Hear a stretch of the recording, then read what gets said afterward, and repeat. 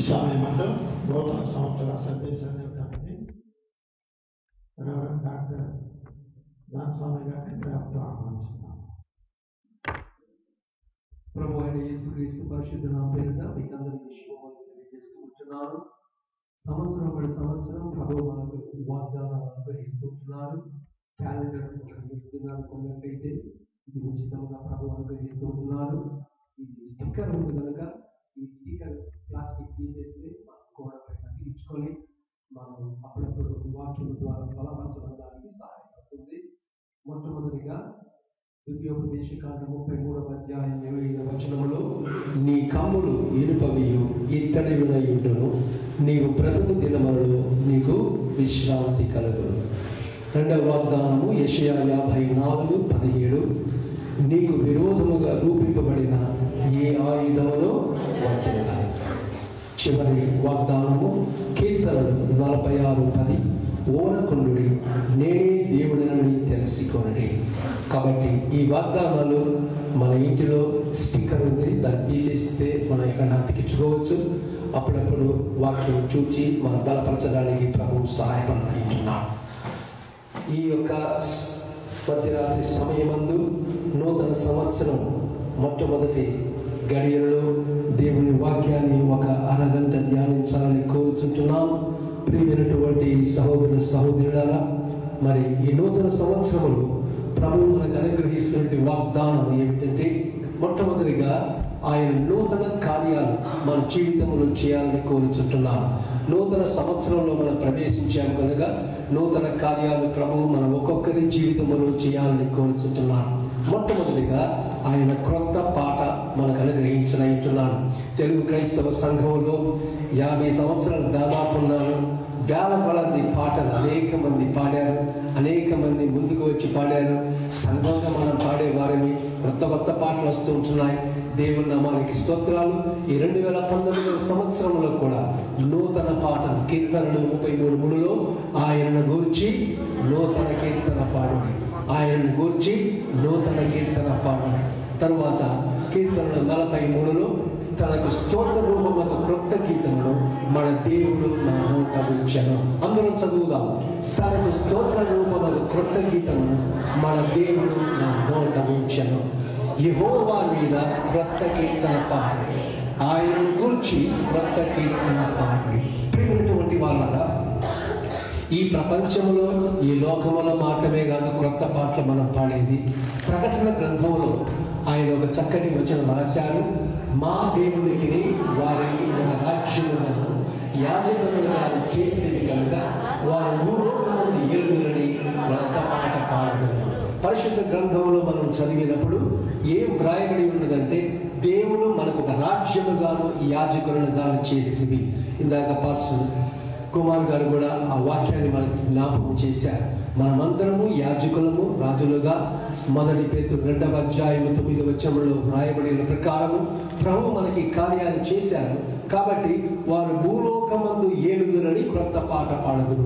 ఈ రోజుల్లో మనం ఎక్కడ బజార్లలోనో, ఇంటిలోనో, లేకపోతే బ్యాంకులోనో ఎక్కడో మనం పనిచేస్తున్నాము. కానీ యేసుక్రీస్తు ప్రభువు రెండవసారి ఈ లోకానికి వస్తుంటున్నప్పుడు మనము భూలోకమును ఏలువారమై ఉన్నాము.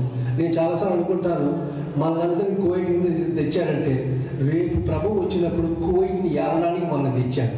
మనకు తెలుసు ఎక్కడెక్కడ ఏం అక్రమాలు జరుగుతుంది, ఎక్కడెక్కడ కోవిడ్స్ మోసగిస్తున్నారు, ఎక్కడెక్కడ లంచాలు ఉంటున్నవి అని ఈ దేశం గురించి మన ఇండియాలో ఉన్న వారికన్నా మనకు బాగా తెలుసు. ప్రభు అంటున్నాడు, ఒక దినమందు వీరు భూలోకమును ఏలుదు. భూమి ఆకాశములు గతించును కానీ ఆయన మాటలు ఎన్నడనో గతింపవు. ఆయన మాట ఇచ్చి మాట తప్పని వాడు, వాగ్దానము చేసి వాగ్దానములు నెరవేర్చినటువంటి వాడు. ప్రియమైనటువంటి వారగా ఇక్కడ ఒక మంచి కొత్త పాటల గురించి చదువుదాం. ప్రకటన 14:3 అందరూ చదువుదాం. వారి సింహాసనం ఏమిటను, ఆ 4 జీవులు ఏమిటను, పెద్ద ఏమిటను ఒక కొత్త కీర్తన పాడుచున్నారు. ఆ 144,000 మంది తప్ప ఎవరు ఆ కీర్తన నేర్చుకోవాలి. మనకు ప్రతి మంగళవారం, గురువారం క్వైర్ ప్రాక్టీస్ జరుగుతుంది. కొత్త కొత్త పాటలు నేర్చుకుంటున్నాం, పాడుతున్నాం. అయితే ప్రకటన గ్రంథంలో ప్రభువు రాశాడు, 144,000 మంది తప్ప ఎవరు కూడా ఆ పాట నేర్చుకోలేరు. తెలుగు పాటగా ఉండొచ్చు, అరవ పాటగా ఉండొచ్చు, ఏ భాష పాట అయినా అది నేర్చుకోలేరు. ఎవరు నేర్చుకుంటారంటే వారు భూలోకం నుండి ఆ 4 జీవులు పెద్దలు కొత్త పాట పాడుచుంటున్నారు. ఆ 144,000 మంది భూలోకము నుండి కొనబడిన వారు. భూలోకము నుండి కొనబడిన వారు మాత్రమే. కొనబడటం అంటే క్రీస్తు రక్తము ద్వారా మనము కొనబడితే, క్రీస్తు రక్తము ద్వారా మన పాపాలు కడుగబడితే అప్పుడు ఆ పాట మనము నేర్చుకొనగలము. లేకపోతే ఆ పాట మనము నేర్చుకోలేము. ప్రకటన గ్రంథంలో 144,000 మంది తప్ప భూలోకమందు కొనబడినటువంటి వారు మాత్రమే ఆ పాటలు నేర్చుకుంటారు. కాబట్టి ఈ యొక్క దినాల్లో మనము చాలా పాటలు నేర్చుకుంటున్నాం, ప్రభువును మహిమపరుచుకుంటున్నాం. అస్సలు పాడాల్సిన పాట ఎక్కడ? పరలోకములో మనం పాడాలి. అది క్రీస్తు రక్తము ద్వారా కడుగబడిన వారు మాత్రమే, కొనబడిన మాత్రమే పాడాలి. కాబట్టి నూతన సంవత్సరంలో ప్రవేశించినటువంటి మనము ప్రియమైనటువంటి వారంగా ఒకటి గమనించాలి. ఏమిటంటే నీవు నేను ఆ యొక్క క్రీస్తు రక్తము ద్వారా కొనబడవలసిన వారిగా ఉంటున్నాము. రెండవదిగా క్రొత్త సంగతులు. క్రొత్త పాట మాత్రం కాదు, క్రొత్త సంగతులు చదువుదాం. క్రొత్త సంగతులు తెలియజేయుచున్నాను, పుట్టక మునిపే వాటిని మీకు తెలియజేయుచున్నాను. క్రొత్త సంగతులు తెలియజేయుచున్నాను, పుట్టక మునిపే వాటిని మీకు తెలియజేయుచున్నాను. ప్రభు ఈ 2019వ సంవత్సరంలో క్రొత్త సంగతులు మీకు తెలియజేయబోతున్నాను. ప్రియమైనటువంటి వాళ్ళ చిన్నప్పటి నుంచి మనం వాక్యం చదువుతున్నాం, వాక్యం వింటున్నాం, 24 గంటలు టెలివిజన్లో టైం ఉన్నప్పుడు మనం చూస్తుంటున్నాం. ప్రభు అంటున్నాడు 2019వ సంవత్సరంలో క్రొత్త సంగతులు మనకు తెలియజేయాలి. క్రొత్త సంగతులు తెలియజేయాలంటే, క్రొత్త సంగతులు నేర్చుకోవాలంటే మనము సమాజముగా కూడుకునట మానకుండా ఉండాలి. మనము కలిసి సంఘముగా ప్రార్థన కూటములో కానీ, ఆరాధన కూటములో కానీ, ఎన్ని కూటాల్లో పాల్గొనడానికి ప్రభు కృప అనుగ్రహిస్తాడు. క్రొత్త సంగతులు మనం నేర్చుకుంటున్నాం.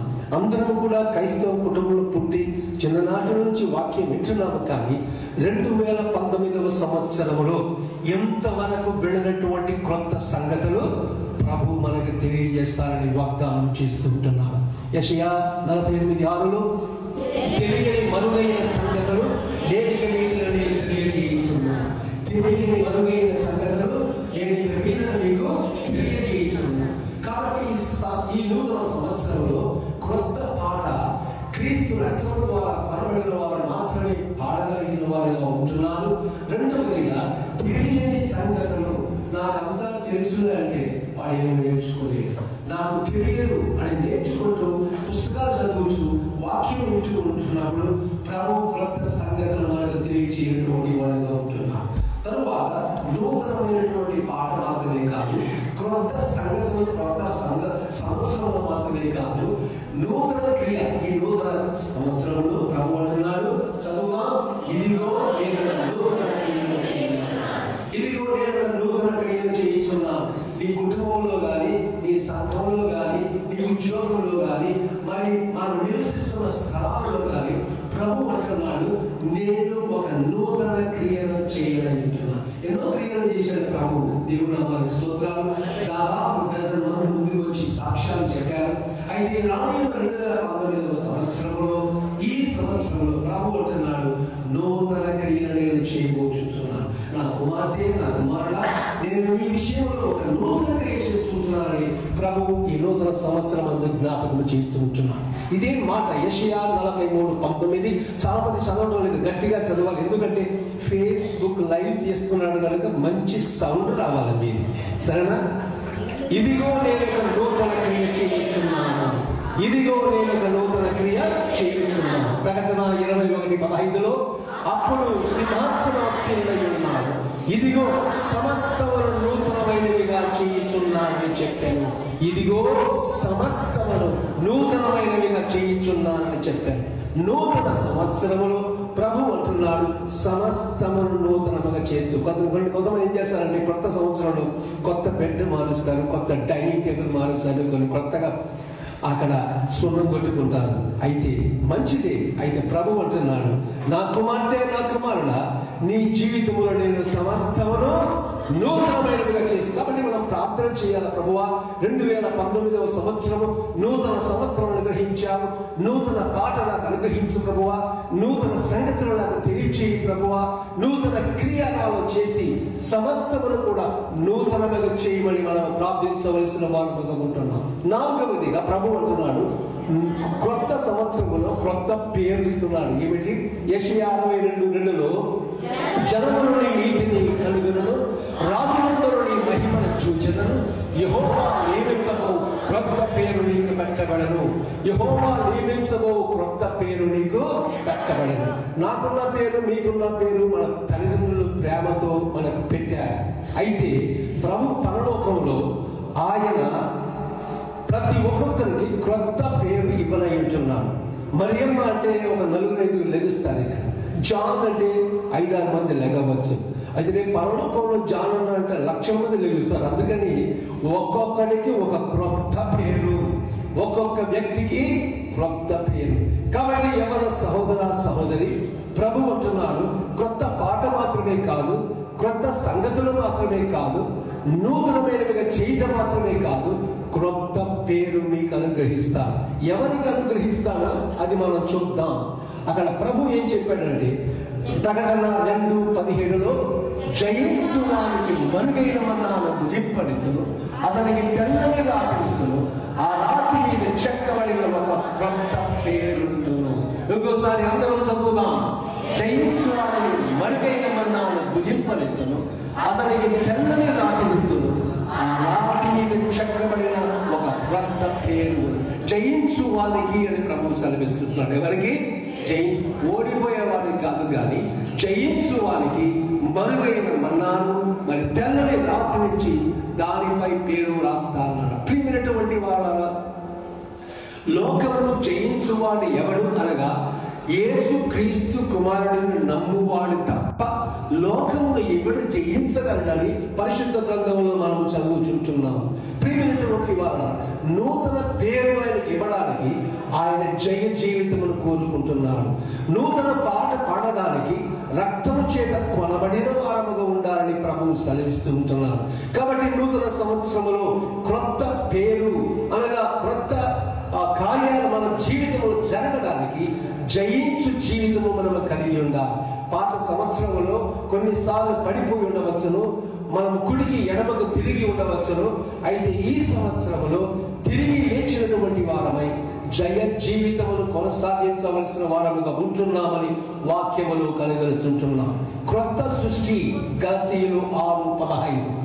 క్రొత్త సృష్టి పొందుటయే కానీ సున్నతి పొందుట ఏమీ లేదు. అందరం చదువుదాం. క్రొత్త సృష్టి పొందుటయే కానీ సున్నతి పొందుట ఏమీ లేదు. యూదులు ఉన్నారు, 8వ రోజు మగబిడ్డ పుట్టిన వెంటనే వారికి సున్నతి చేస్తున్నారు. యేసుక్రీస్తు ప్రభువు కూడా జన్మించిన 20వ తారీఖు జన్మించాడు, 1వ తారీఖు ఆయన సున్నతి పొందాడు, 8వ రోజున సున్నతి పొందాడు. ముస్లిమ్స్ కూడా సున్నతి పొందారు, దాంట్లో ఏం పర్వాలేదు. కానీ అయితే యథార్థమైనటువంటి సున్నతి ఏమిటంటే క్రొత్త సృష్టి పొందుట. క్రొత్త సృష్టిని గురించి 2 కొరింథీయులు 5:17లో, కాగా ఎవడైనా క్రీస్తు వాడు నూతన సృష్టి, పాపని గ్రహించను, ఇదిగో క్రొత్త. గట్టిగా అందరము, కాగా ఎవడైనా క్రీస్తు వాడు నూతన సృష్టి, పాపని గ్రహించను, ఇదిగో క్రొత్త. నూతన సంవత్సరంలో క్రొత్త సృష్టిగా కావాలంటే క్రీస్తునందు మనము జీవింపవలసిన వారముగా ఉంటున్నాం. క్రీస్తు అడుగులలో మనము జీవింపవలసినటువంటి వారముగా ఉంటున్నాం. ఆత్మను సాధించగా ఎవరు నడిపించబడతారో వారు దేవుని కుమారుడు అనబడదని పరిశుద్ధ వాక్యములో గమనిస్తూ ఉంటున్నాం. తనందరూ అంగీకరించిన వారందరూ దేవుని బిడ్డలకు ఆయన అధికారం ఇచ్చాడు. పిల్లలు మాత్రమే కాకుండా దేవుని ఆత్మచేత మనం నడిపించబడినప్పుడు అక్కడ నీవు నేను నూతన సృష్టిగా మార్చబడనయుంటున్నా. కాగా ఎవడైనా క్రీస్తునందు ఉన్న ఎడల, క్రీస్తుగా బయట ఉన్నట్లయితే పాత సృష్టిగా మనం ఉంటున్నాం, పాత స్వభావాన్ని కలిగి ఉంటున్నాం, పాత కార్యాలు చేయనటువంటి వారముగా ఉంటున్నాం. కాబట్టి సహోదర సహోదరి, నూతన సంవత్సరంలో ప్రవేశించినటువంటి మనము నూతన సృష్టిగా మార్చాలి. క్రొత్త సంవత్సరంలో ప్రవేశించినటువంటి మనము క్రొత్త పాఠాలు నేర్చుకోవాలి, క్రొత్త సంగతులు మనం తెలుసుకోవాలి అని ప్రభువు మనల్ని హెచ్చరిస్తూ ఉంటున్నాను. క్రొత్త ఫలములు యెహెజ్కేలు 47:2 అందరము చదవాలి. 47:2 నదీ తీరున ఇరు ప్రక్కల ఆహారమిచ్చు సకల జాతి వృక్షములు కలిగి వాటి ఆకులు వాడిపోవు, వాటి కాయలు ఎక్కడికి రావు. ఈ నది నీరు పరిశుద్ధ స్థలం నుండి పారుతున్నది కనుక ఆ చెట్లు నెలకు కాయలు కాయలు. చాలా ముఖ్యమైన వచనం, అందరూ చదువుదాం, నోరు తెరిచి చదువుదాం. నదీ తీరున ఇరు ప్రక్కల ఆహారమిచ్చు సకల జాతి వృక్షములు కలిగి వాటి ఆకులు వాడిపోవు, వాటి కాయలు ఎప్పటికీ రావు. ఈ నది నీరు పరిశుద్ధ స్థలం నుండి పారుతున్నది కనుక ఆ చెట్లు నెలకు కాయలు. మన పశ్చిమ గోదావరి, మన తూర్పు గోదావరి ప్రదేశాల్లో గోదావరి నది పారుతుంది కాబట్టి గోదావరి నది పారే ఇరు ప్రక్కల కూడా చక్కటి కొబ్బరి చెట్లు నెలకు కాస్తున్నట్లు మనం గమనిస్తూ ఉంటున్నాం. నెలకు జీతం వచ్చినట్లు ఆ కాయలు కాసి అమ్ముకొని చాలా మంది బ్రతుకుతున్న సంగతి మనం గుర్తెరిగి ఉంటున్నాం. గోదావరి నది ప్రవహించే స్థలమంతా కూడా సస్యశ్యామలమైన ప్రదేశమని మనం గుర్తెరుగుచుంటున్నాం. ప్రభు అంటున్నాడు, పరిశుద్ధ స్థలము నుండి నీరు పారుచున్నది కనుక ఆ చెట్లు నెలకు కాయలు. పరిశుద్ధ స్థలము నుండి నీరు అనగా పరిశుద్ధ స్థలములో ఉండే నీరు పరిశుద్ధాత్మకు గుర్తుగా ఉంటున్నది. ఆ సమరయ స్త్రీని గురించి మనం చదువుకుంటున్నాం. ఆమె ఉదరములో నుండి జీవజల నదులు ప్రవహించి ఉంటున్నది. కాబట్టి క్రీస్తు కొరకు ఫలించాలి. తెలుగు క్రైస్తవ సంఘం జహరాలో మరి అనేక మంది తెలుగు వారు ఉంటున్నారు. వారందరినీ మనం నడిపించవలసినటువంటి వారముగా ఉంటున్నాం. వారిని తీసుకుని వచ్చి ఎప్పుడైతే పరిశుద్ధాత్మ చేత నింపబడుచుంటున్నామో పరిశుద్ధ స్థలము నుండి వచ్చినటువంటి నది ద్వారా నీవు నేను అనేక ఆత్మలను రక్షించడానికి ప్రభువు నిన్ను ఒక పనిముట్టుగా వాడుకోవాలని కోరుచుంటున్నాను. ప్రియమైనటువంటి వారు, క్రొత్త ఫలములు మనము ఫలించాలి. వాక్యములో మనము చూసినప్పుడు ఇక్కడ రకరకాల పండ్లు మనము చూస్తూ ఉంటున్నాం. ప్రియమైనటువంటి వారలారా, వాక్యములో మనము గమనించి చూసినప్పుడు ఈ పండ్లన్నీ కూడా అవి మనము చదివినటువంటి వచన ప్రకారం రకరకాల ఫలాలు అది మాసం ఇస్తుంటున్నాం. ప్రతి ఒక్కరు ఇక్కడ జీతాలు తీసుకుంటున్నాం. మాసానికి మనం తీసుకుంటున్నాం. ఒక మాసం కానీ డిలే అయిపోతే ఎంతో కష్టం అయిపోతుంది మనకి. కొంతమంది వచ్చి ప్రార్థన కోరుతారు, అయ్యా 3 మాసాలుగా సేటు మాకు జీతాలు ఇవ్వట్లేదు అని కొంతమంది అడగటం మనం గమనిస్తూ ఉంటున్నాం. ప్రియమైనటువంటి వాళ్ళ జీతం లేకపోతే ఎలా కష్టమో నెలకు మనము ఆత్మలను ప్రభువు సన్నిధికి తీసుకుని రావాల్సిన వారముగా ఉంటున్నాం. మొన్న పాస్టర్ కుమార్ గారి గృహంలో తన కుమార్తె లావణ్య ఎంబసీలో పనిచేస్తూ ఆమె చెప్పిందంటే, కువైట్లో 20 లక్షల మంది ఇండియన్స్ ఉన్నారు. ఎంతమంది? 20 లక్షలు. అంటే 20 లక్షల మందికి సేమ్ పాస్పోర్ట్ అనమాట. మనకున్న ఇండియన్ పాస్పోర్ట్ 20 లక్షల మంది. 20 లక్షల మంది తెలుగు వాళ్ళు ఎంతమంది ఉంటారు చెప్పండి మీరే? 3-4 లక్షలు ఈజీగా ఉంటారు. మలయాళీసు, హిందీ వారు. కాకపోతే మనోళ్ళు మన భాష మాట్లాడేవారు 3 లక్షలు 4 లక్షలు ఉంటారు. అయితే మన గుడికి ఎంతమంది వస్తున్నారు? చాలా తక్కువ మంది వస్తున్నారు. ప్రభు అంటున్నాడు, నెలకు మనము ఫలించి ఆత్మలను దేవుని సన్నిధికి తీసుకుని వచ్చినప్పుడు ఆయన ఎంతో సంతోషించినటువంటి వాడుగా ఉంటున్నాడు. కాబట్టి ఈ విధముగా క్రొత్త సంగతులు, నూతన స్వభావము, క్రొత్త పాట ఈ నూతన సంవత్సరంలో ప్రభు అంటున్నాడు క్రొత్త బోధ. చదువుదాం. అందరము విస్మయం ఉంది, ఇదేంటో ఇది క్రొత్త బోధగా ఉన్నది. ఈయన అధికారులు అపవిత్రాత్మను ఆజ్ఞాపించాలా అది ఆయనకు లోబడుచున్నదని ఒకరితో ఒకడు చెప్పుకున్నాడు. కొంతమంది సమూహం లేదు. గమనించండి, అందరూ విస్మయం ఉంది, ఇదేంటో ఇది క్రొత్త బోధగా ఉన్నది. ఈయన అధికారులు అపవిత్రాత్మను ఆజ్ఞాపించాలా అది ఆయనకు లోబడుచున్నదని ఒకరితో ఒకడు చెప్పుకున్నాడు. చాలా మంది వాక్యం బోధించారు. ఈరోజు సహోదరుడు చక్కగా సాక్ష్యం చెప్పాడు. ఏమిటండి? భాషలు మాట్లాడే వరము, భాషలకు అర్థం చెప్పే వరము, ప్రార్థన వరము అన్న కొన్ని సంగతులు ఆయన మనకు జ్ఞాపకం చేసి ఉంటున్నాడు. యేసుక్రీస్తు ప్రభు క్రొత్త బోధ చేశాడు. క్రొత్త బోధ ఏమిటంటే ఈయన మాటకు దెయ్యాలు వణుకుచుంటున్నవి. ఈయన మాట చెప్పగలనే అక్కడ ఉన్న అలలన్నీ కూడా నిమ్మలపరచబడి ఉంటున్నది. ఇది క్రొత్త బోధగా ఉంది. ప్రభు అన్నాడు, నాకన్నా మీరు ఎక్కువ అద్భుతాలు చేస్తారని ప్రభువు సెలవిచ్చాడు. ప్రియమైనటువంటి వారు, ఇక్కడ కూర్చున్న మనమందరం కూడా మన బిడ్డల్ని మనకన్నా ఎక్కువ చదివించాలి, మనకన్నా ఎక్కువ సంపాదన వాళ్ళకు ఉండాలి అని ప్రతి తల్లి తండ్రి ఆశిస్తూ ఉంటున్నారు. యేసుక్రీస్తు ప్రభు ఎన్నో అద్భుతాలు చేశాడు. ఆయన తరువాత అపోస్తలుడైన పేతురు, పౌలు వాళ్ళు నడుస్తూ ఉంటే వాళ్ళ నీడ తగిలి కొంతమంది స్వస్థపరచబడి ఉంటున్నారు. వారి రుమాలు తీసుకొని కొంతమంది స్వస్థపరచబడి ఉంటున్నారు. యేసుక్రీస్తు ప్రభు నడుస్తున్నప్పుడు నీడ పైన స్వస్థపరచబడినట్లు మనకు వ్రాయబడలేదు. కానీ ఆయన శిష్యులైనటువంటి అపోస్తలుడైన పౌలు కానీ పేతురు కానీ గొప్ప కార్యాలు చేశారు. శృంగారముల దేవాలయం యొక్క ఒక కుంటివాడు ఉన్నప్పుడు వెండి బంగారములు మా యొద్ద లేదు, కానీ నజరేయుడైన యేసు నామం పేరట లేచి నడువని చెప్పగా వాడు దిగ్గుమని లేచి నడువండి ఆ యొక్క ఆలయంలో ప్రవేశించినట్టు మనం గమనిస్తూ ఉంటున్నాం. నూతన సంవత్సరంలో మనమందరం కూడా క్రొత్త బోధ చేయాలని ప్రభువు కోరుకుంటున్నాడు.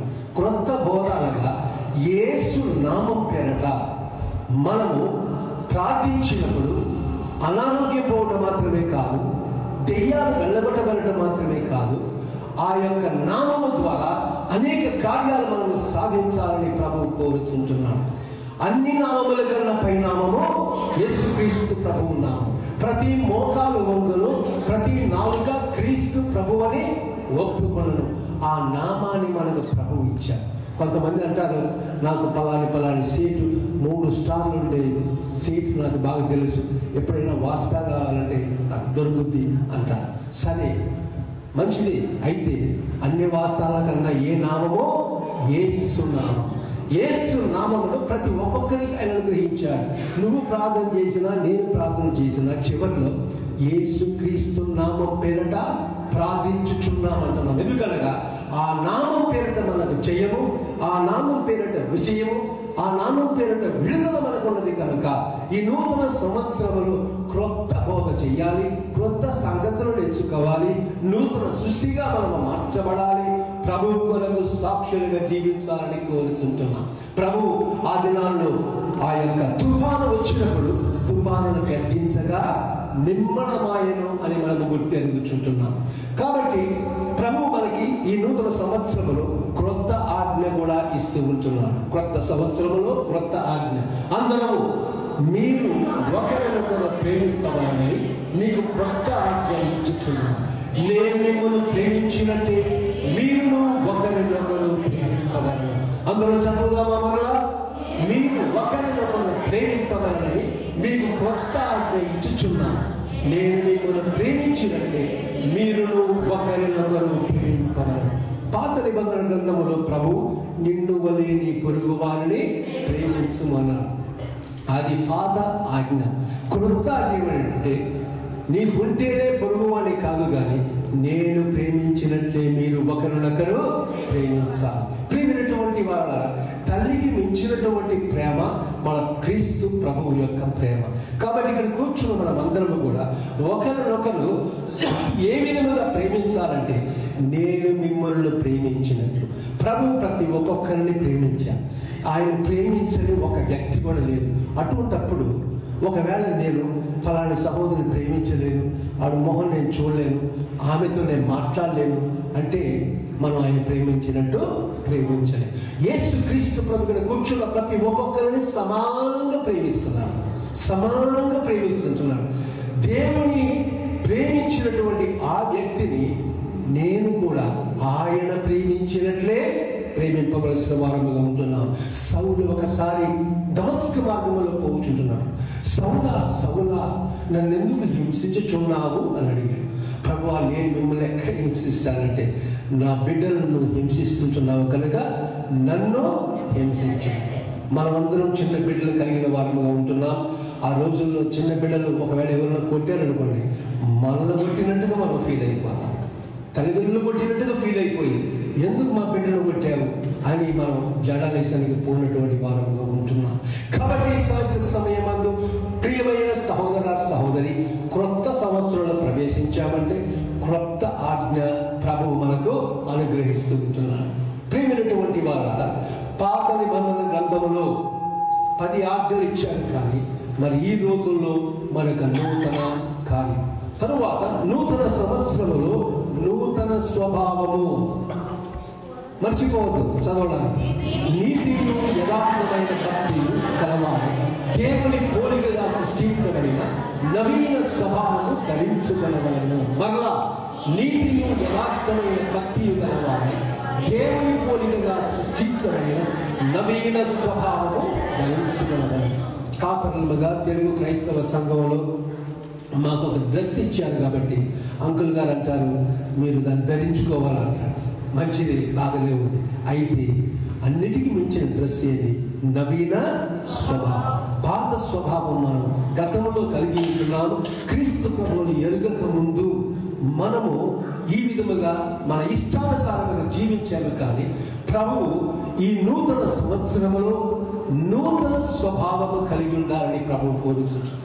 దాని గురించి మనకు వచనము కొలస్సీయులు 3:10, ఏలయనగా ప్రాచీన స్వభావమును దాని క్రియలను పరిత్యజించి జ్ఞానము కలుగు నిమిత్తము దాన్ని సృష్టించిన వారి పోలిక చొప్పున నూతన వచనమును నవీన స్వభావమును ధరించవలసిన వారిగా ఉంచారు. ఇక్కడ ప్రభు చెప్పారు, మీరు దాని క్రియలను పరిత్యజించాలి, అనగా దానిని వదులుకోవాలి అని ప్రభు వాగ్దానం చేసి ఉంటున్నాను. ప్రియమైనటువంటి వాళ్ళ పరిశుద్ధుల పౌలు చెప్పాడు, నేను అనుదినము చనిపోవచ్చుంటున్నాను, బ్రతుకుట నేను కాదు కానీ క్రీస్తే నా యందు. అనగా పాత స్వభావానికి నేను చనిపోతున్నాను, నూతన స్వభావంలో నేను జీవిస్తున్నాను అని పరిశుద్ధులైన పౌలు సెలవిచ్చారు.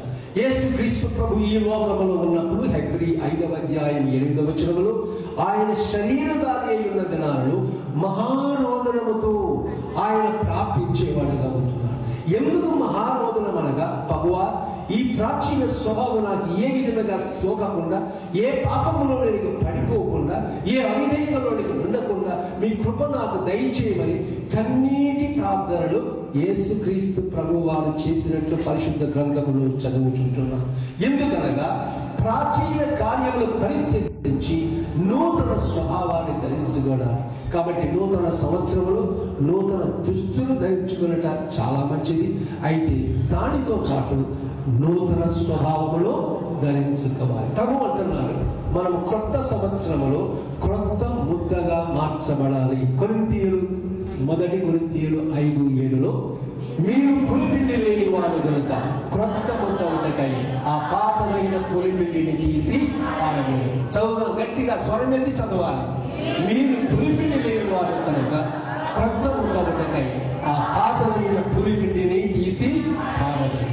ప్రతిరోజు కూడా మనం కచ్చడా బయట వేస్తున్నాం. ఎక్కడో చూస్తుందా కానీ కచ్చడా డైలీ పడేస్తూనే ఉంటాం, పాత కార్యాలు పడేస్తూనే ఉంటాం. ప్రభు అంటున్నాడు, పులుపు తేలిగుతనగా పాపములకు గుర్తు, ఆ పాపాన్ని మీరు పారవేయండి, దాన్ని దాచిపెట్టుకోవద్దు. అది పారవేస్తే మీరు క్రొత్త ముద్ద ఒకటకై మీరు పాతదైన పులిపిండిని పారవేయండి. ఈ యొక్క వచనంలో మనం చూస్తూ ఉంటున్నాం ఏ విధముగా ఆ ముద్దను తయారు చేసి క్రొత్త ముద్ద అవుటకు పాతదైనటువంటి పులిపిండిని పారవేయండి.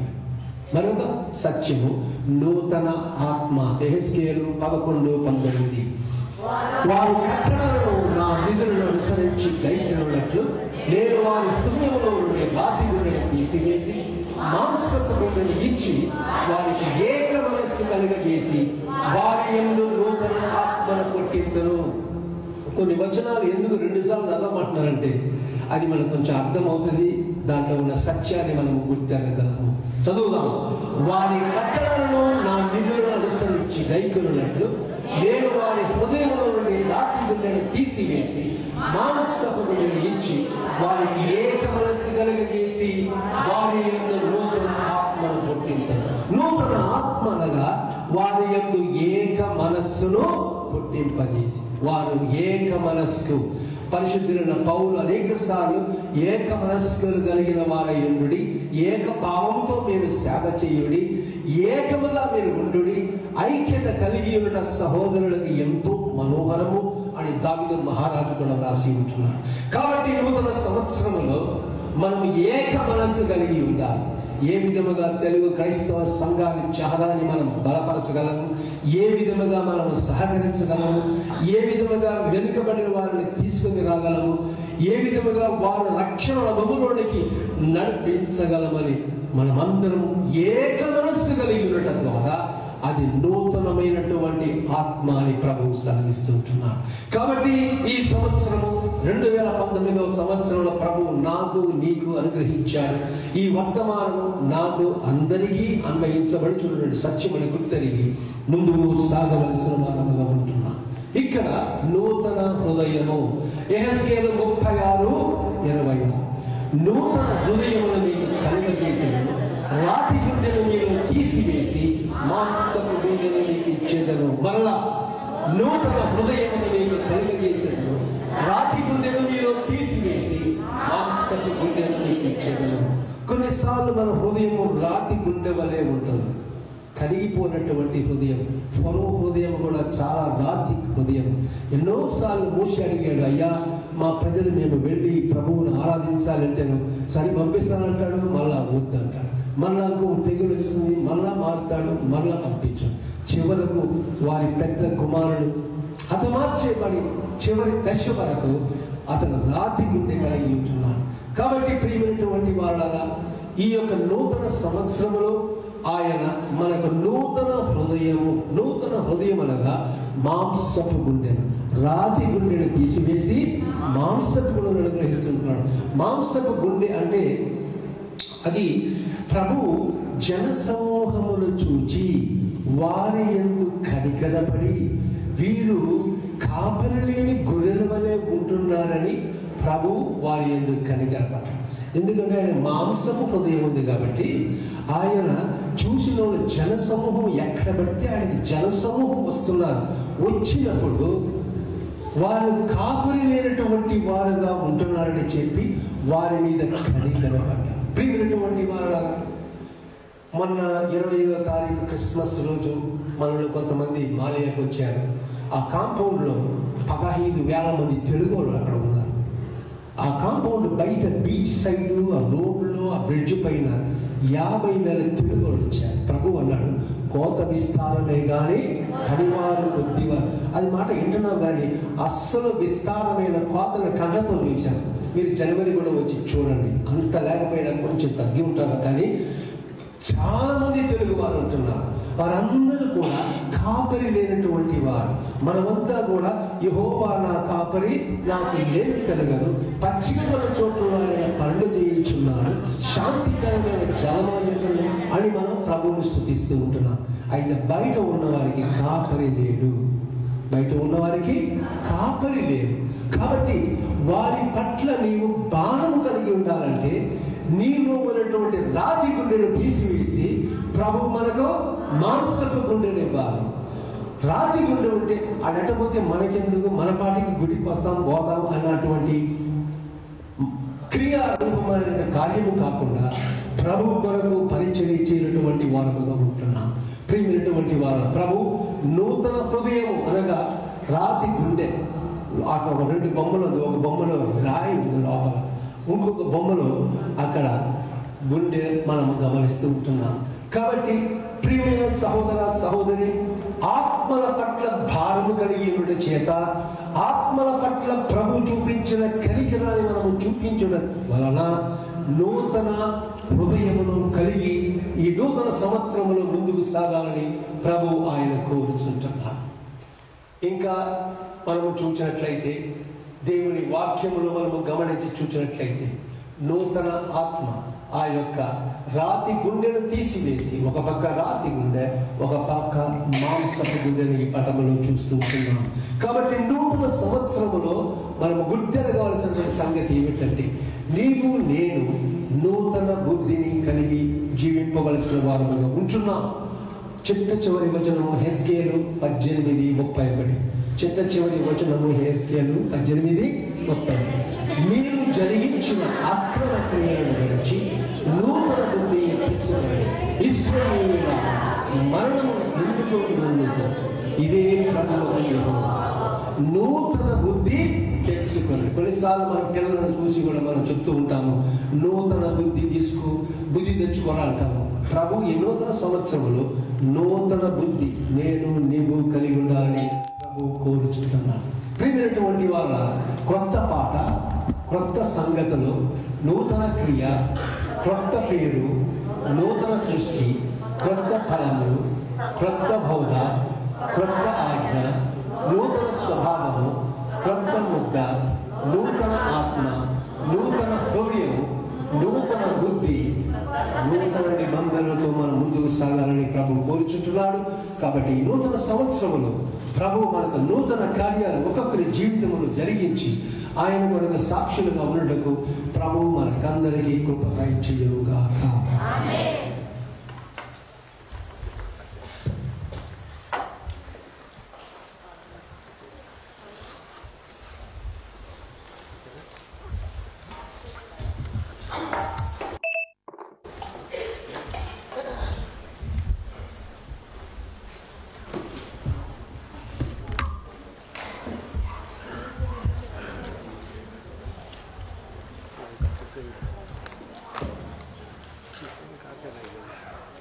నూతన సంవత్సరం 2019వ సంవత్సరము మొట్టమొదటిసారి పరిశుద్ధ బలలో మనం పాల్గొనడానికి ప్రభువు ఈ యొక్క ఏర్పాటు మనకు అనుగ్రహించారు కనుక ఒకే ఒక షరతు, ఎవరైతే యేసుక్రీస్తు ప్రభువును వారి సొంత రక్షకులుగా అంగీకరించారో, ఎవరైతే ధైర్యముగా ప్రభువు వద్ద నా పాపాలు ఒప్పుకున్నారో, ఆయన వాటిని కడిగి పవిత్రపరచాడు, ఆయనను తన బిడ్డగా అంగీకరించాడు, తన ఆత్మచేతలను ముద్రించాడు, నా పేరు జీవగ్రంథమున లిఖించుకున్నాడని ఎవరైతే ధైర్యముగా, ఖచ్చితముగా, ఖండితముగా చెప్పగలరు, వారందరూ కూడా ఈ బలలో పాల్గొనడానికి ఆహ్వానించబడుచుంటున్నారు.